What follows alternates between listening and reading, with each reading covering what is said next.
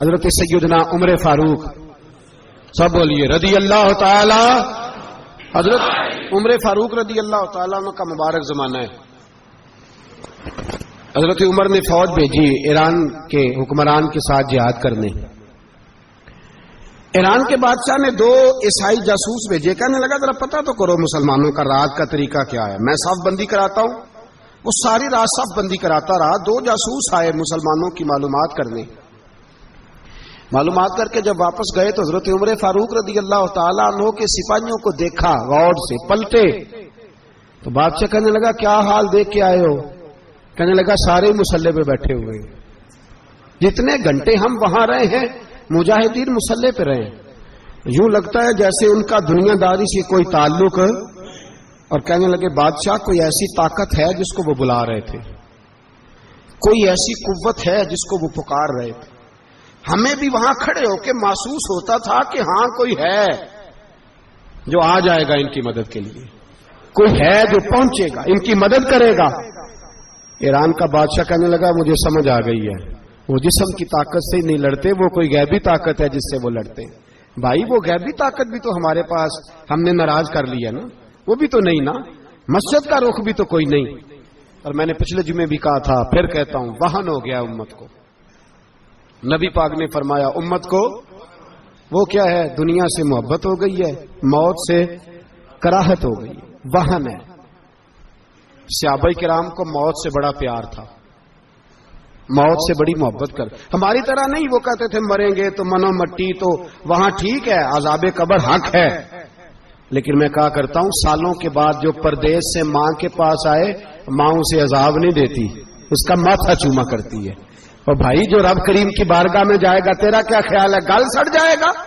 مدینے والے حبیب نے فرمایا قبر المومن روضۃ من ریاض الجنہ. فرمایا میرا مومن جب قبر میں جاتا ہے تو اللہ جنت کے سارے دروازے کھول دیتا ہے، وہ تو اللہ کی رحمت میں پہنچتا ہے. کون کہتا ہے مومن مر گئے، وہ تو قید سے چھوٹے اپنے گھر گئے. کون کہتا ہے قبر میں عذاب ہے تو صرف عذاب ہی ہے، ہاں مجرم کو سزا ملے گی. لیکن مومن ہمیشہ جہنم میں، وہ بالآخر جنت میں جائے گا، بالآخر جنت میں جائے گا. اور کسی درویش نے بات کی، وہ کر کے چلے گئے، بر کمال ہی کر گئے. کہنے لگے دوزخ میں تو کیا، میرا سایہ نہ جائے گا، کیونکہ رسول پاک سے دیکھا نہ جائے گا. نبی پاک سید عالم علیہ السلام کے غلام تو دیکھو نا، ساری زندگی عمر فاروق، بخاری پڑھو تو صحیح، ساری زندگی عمر ہر نماز کے بعد کہتے تھے اللہ مرزقنا شہادت فی سبیلک، اللہ بسترے پہ موت نہ دینا، موت مجھے شہادت کی دینا. حضرت سیدنا مولا علی شیر خدا کرم اللہ تعالیٰ وجہ الکریم ساری زندگی کہتے رہے اللہ علی نے میدان میں عمر گزاری ہے، اسے شہادت کی موت عطا فرما. او بھائی یہ تو شہادتیں مانگنے والے. حضرت امام حسین میدان کربلا میں کھڑے تھے، شمر کہنے لگا حسین تیری چاروں جانب موت ہے. تو آپ فرمانے لگے تجھے ابھی ہمارا پتہ ہی نہیں، موت سے تو ہمارا پیار چلتا ہے. اور فرمایا یہ شہادت تو ہمارا پیچھا کرتی ہے، پہنچ جاتی ہے جہاں ہم ہوتے ہیں. موت سے ڈر آ رہا ہے، مسلمان کا مرنے کو دل نہیں کرتا، ورنہ وہ اتنی بڑی کوٹھی میں کون رہے گا. مرنے کو دل اس لیے نہیں کرتا کہ وہ جو 6 کروڑ 10 کروڑ ڈالر لوٹ کے رکھے، مر گئے تو کھائے گا کون. وہ فقیر فاقہ مست تھے، ان کا گھر ہی کوئی نہیں تھا، ان کے بینک بیلنس ہی کوئی نہیں تھے. وہ کہتے تھے گھر ہمارا ہے وہ جو ہمارے رب نے تیار کیا ہوا ہے، ہمارا بینک بیلنس ہے وہ جو ہمیں جنت میں جا کے ملے گا.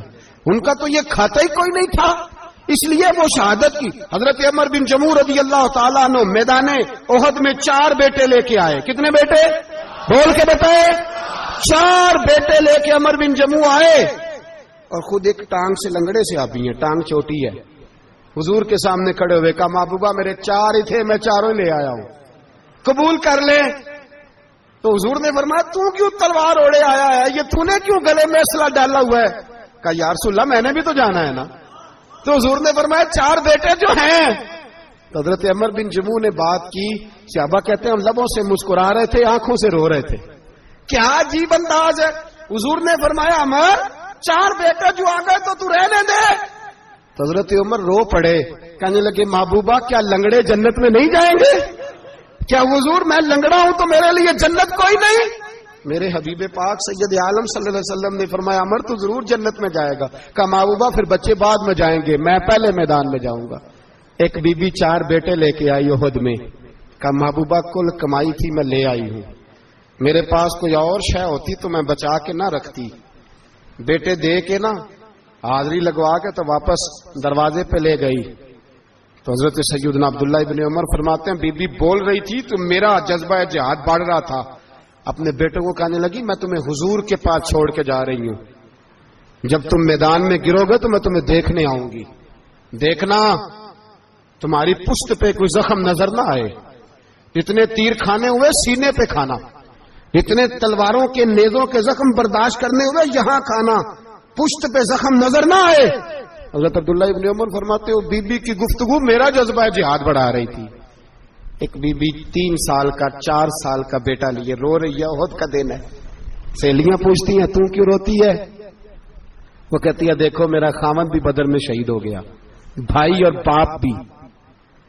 دل کرتا ہے کوئی جوان بیٹا ہوتا تو آج مصطفیٰ کے ساتھ اسے ہی بھیج دیتی. کوئی جوان میرے پاس ہے ہی 3 سال کا تو کیا کروں, 3-4 سال کا بچہ کیا کرے گا؟ پتہ نہیں کیا دلیل آئی, اچانک اٹھی, بیٹے کو سینے سے لگایا, کپڑا ڈالا, مسجد نبوی پہنچ گئی. حضرت بلال کہتے ہیں مجھے ملی, کہنے لگی بلال مجھے پتہ ہے حضور تیاری کرا رہے ہیں جنگ کی, پر 2 منٹ اگر میری ملاقات ہو جائے. بلال حبشی کہنے لگے حضور ہم ایک بی بی ضد کر رہی ہے. حضور باہر آئے, کہنے لگی حضور میں فلاں کی بیٹی, فلاں کی بہن, فلاں کی بیوہ ہوں, میں نے بدر میں 3 شہید دیے ہیں, اب میرے پاس یہ 3 سال کا لال ہی بچا ہے, بڑا فخر ہے میرا. لوگ مجھے شہید کی بیوہ, شہید کی بیٹی, شہید کی بہن کرتے.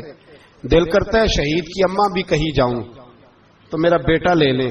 سیدنا بلال کہتے ہیں حضور مسکرائے, کہنے لگے یہ 3 سال کا نونہال کیا کرے گا؟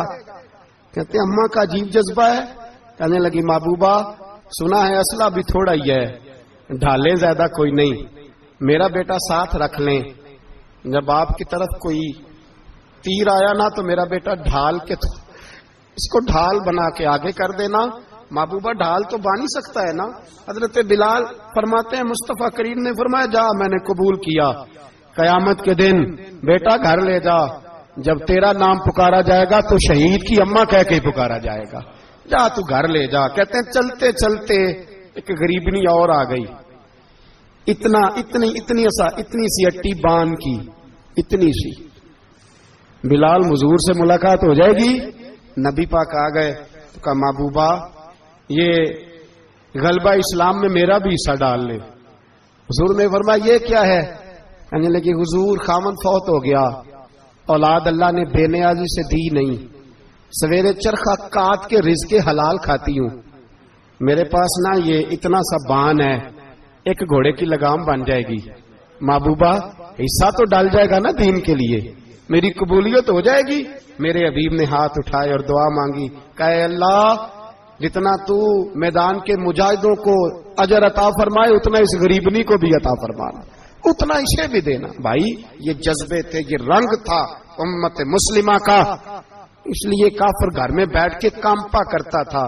اب اسے پتا ہے یہ اے سی والی کار سے نہیں نکل سکتے, اسے پتا ہے کہ ہم نے انہیں بوتل پہ لگا دیا ہے, اب یہ پیپسی مرینڈا اور یہ پی کے کھانے کے ساتھ تو یہ مست رہتے ہیں, اب یہ نہیں نکل سکتے گھر سے. ہم نے انہیں ان چیزوں پہ لگایا ہے جو ان کے وجود کو کھوکھلا کر رہی, اب کیسے میدان میں نکلیں گے؟ وہ اس لیے نہیں ڈرتا کہ وہ تیری آسائشوں, تیری زندگی میں آنے والی سہولتوں سے آشنا ہے. موت بستر پہ بھی آ جاتی ہے, لیکن جس کو میدان میں آتی ہے وہ ساری زندگی زندہ رہتا ہے, وہ ساری زندگی زندہ رہتا ہے. بھائی مرنا تو ہے, لیکن اگر زندگی دین کے کام آئے گی تو امر ہو جاؤ گے, بچ جاؤ گے.